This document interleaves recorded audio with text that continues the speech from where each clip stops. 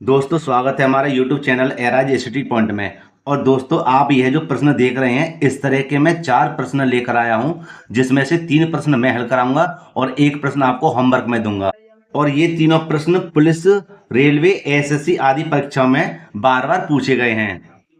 दोस्तों आप यह जो प्रश्न देख रहे हैं यह रेलवे का प्रश्न है और इस प्रश्न को बच्चा अक्सर गलत करके आता है। कैसे गलत करता है, पहले उस चीज को हम समझ लेते हैं, फिर इसकी बारीकी से ऐसे प्रश्नों को हल करेंगे। देखिए पहले गलत करके आपको बता दें कैसे गलत करके आता है। देखिए हम क्या करेंगे, ये लिखा हुआ है 3 मतलब 30/2 का कोष्टक में 7 प्लस का 1 कोष्टक बंद है। ठीक है, देखिए बेटा कैसे इसको गलत करते हैं कि यहाँ पर बच्चा ज्यों का त्यों लिख देगा, ठीक है, और यहाँ पर भाग का चिन्ह लगाकर 2 लिख देगा और का को का लिख देगा और पहले कोष्टक को हल करेगा, क्योंकि उसको पता है कोष्टक पहले हल होता है, तो लिख देगा 7 और 1 कितना लिख देगा 8। अब उसके बाद में क्या करेगा कि फिर ज्यों का त्यों उसको लिख देगा, ठीक है, 2 का 2 लिख देगा और का के स्थान पे लिख देगा कि भैया गुणा का चिन्ह लगा दीजिए, अब 8 लिख देते हैं। ठीक है ना, यही कारण होता है ना गलत करने का इसको। अब क्या करेंगे, अब यह 2 का भाग इधर लगा देगा जो जाएगा 15 बार और यहाँ पर कितना हो जाएगा 15 और यहाँ बचेगा गुणा में 8 और 15 अट्ठे 120 कर देगा यहाँ पर, जो बिल्कुल गलत आंसर है। कैसा आंसर है? बिल्कुल गलत आंसर है। दोस्तों ऐसे प्रश्नों को बहुत ही सरल तरीके से और एकदम आराम से इसको मैं समझाऊंगा, आप भी कहेंगे कि हाँ सर क्या पढ़ाते, देखिए आप कैसे इसको हल करेंगे। सबसे पहले हम इस प्रश्न को यहाँ पर दोबारा लिख लेते हैं। और यही नहीं, ऐसे मेरे पास 3 प्रश्न और हैं जिसमें से 1 प्रश्न मैं आपको होमवर्क में दूंगा। ठीक है दोस्तों, तो बने रहिए पूरी वीडियो पर, ठीक है, स्किप ना करें। दोस्तों मैंने यहाँ पर दूसरा प्रश्न लिख दिया है और ऐसे प्रश्न को कैसे हल करते हैं वह देखिए कितना सरल तरीका है। इससे पहले हमें याद होना चाहिए कि यहाँ पर जो फॉर्मूला लगेगा वह लगेगा बॉड मास का नियम। क्या लगेगा? बॉड मास का नियम। और बॉड मास का नियम क्या होता है यहाँ पर मैं आपको अलग से बताना चाहूंगा। दोस्तों यहाँ लिख देते हैं बॉड, है ना, और मास। ठीक है बेटे, यहाँ पे ध्यान से समझें कि बी का मतलब है ब्रैकेट, छोटा कोष्टक या इससे बड़ा कोष्टक या इससे बड़ा कोष्टक हमें खोलना पड़ेगा, है ना। ओ का मतलब है ऑफ, मतलब का, ठीक है, और क्या हो जाएगा यहाँ पर गुणा का चिन्ह लगाते हैं ऑफ के स्थान पर या का के स्थान पर। डी होता हमारा डिवाइड, भाग हो जाएगा। एम हो जाएगा हमारा मल्टीप्लाई, मतलब गुणा हो जाएंगी। ए फॉर ऐड हो जाएगा, जोड़ हो जाएगा। और एस का मतलब हो जाएगा सब्ट्रैक्शन, माने घटाव हो जाएगा, है ना। फिर इसको हम घटाएंगे। कहने का मतलब है पहले ब्रैकेट को खोलेंगे, फिर का आ जाए तो उसको खोल देंगे, फिर क्या करेंगे डिवाइड को हल करेंगे, फिर गुणा करेंगे, फिर जोड़ेंगे, फिर घटाएंगे। तो इस प्रकार इसको हल करते हैं। देखिए दोस्तों यहाँ पर हम इसको हल करते हैं बहुत ही सरल तरीके से। सबसे पहले हम क्या करेंगे, सबसे पहले हम 30 को ज्यों का त्यों लिख देंगे, ठीक है, और हम यहाँ पर लिख देंगे भाग का चिन्ह और 2 लगा देंगे। का के स्थान पे देखो क्या आ जाएगा, गुणा का चिन्ह। क्या आ जाएगा? गुणा का चिन्ह आ जाएगा। और 7 और 1 बेटा कितने हो जाएंगे? 8 हो जाएंगे, जो मैंने पहले नहीं किया था। ठीक है, यहाँ पर आप ध्यान से समझिए। अब बेटा इतना करने के बाद में इसको करते हैं सरल। मैंने आपसे क्या कहा था कि पहले हमने क्या करा, का के स्थान पे गुणा का चिन्ह लगाया और 7 और 1 हमने छोटे कोष्टक को खोला, कितना हो गया? 8 हो गया। ठीक है, अब हम क्या करेंगे, अब पहले गुणा करेंगे। देखो यहाँ पर समझ लीजिए, पहले हमें क्या करनी है, गुणा करनी है। ठीक है, हाँ यहाँ पर देखिए, तो का के स्थान पे गुणा आ रही है, इसलिए पहले गुणा करेंगे। यह हो जाएगा हमारा कितना, 30 और भाग का चिन्ह 2 अट्ठे 16, 8 दूनी 16। अब देखिए हमें क्या करना है, अब भाग लगाना है। 16 का इधर लगा देंगे, 30 में भाग। यहाँ पर देखिए ये हो गया हमारा 30 और यहाँ है हमारा 16। 16 दूनी होते हैं 32, है ना, ज्यादा हो जाएंगे, 16 एकम 16।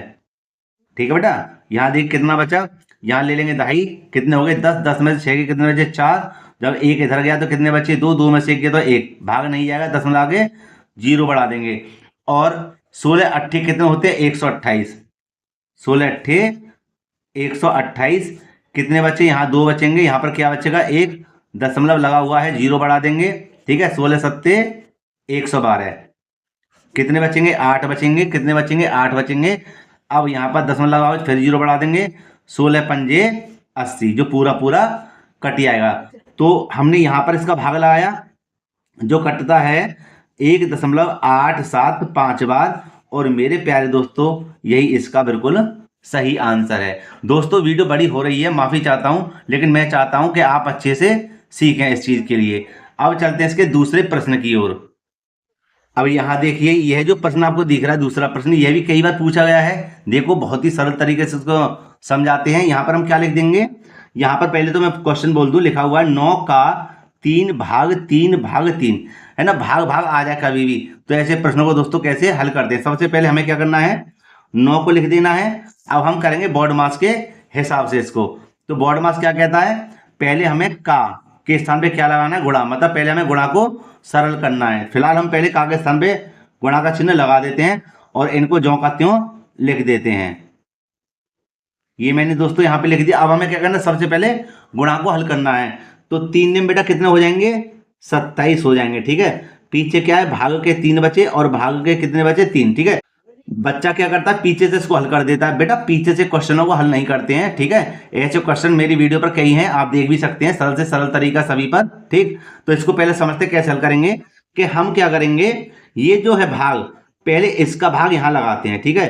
जो घटेगा 3 निम 27, ध्यान रखना, 3 निम 27 कितना आएगा, 9 भाग 3 बचे, 9 भाग 3 बचे, ठीक है।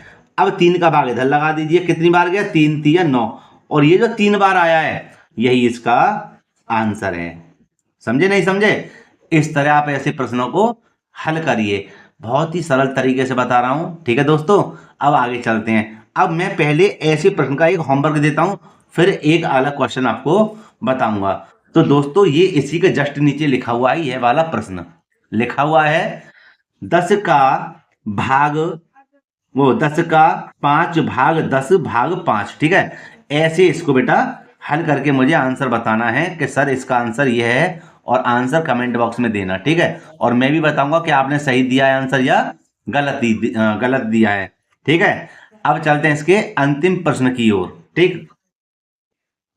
अब दोस्तों देखिए, ये रहा इसका अंतिम प्रश्न, और देखने में ही आपको ये खतरनाक लग रहा है, ठीक है। बहुत ही सरल प्रश्न है, और ऐसे प्रश्नों को बेटा कैसे हल करते हैं मैं पहले आपको बता दूं। मैंने अभी आपसे कहा था पिछले प्रश्न में कि हमेशा प्रश्न को पीछे से हल नहीं किया जाता, ठीक है, प्रश्न को आगे से ही हल किया जाता है। बहुत ही सरल तरीका बेटा प्रश्न है।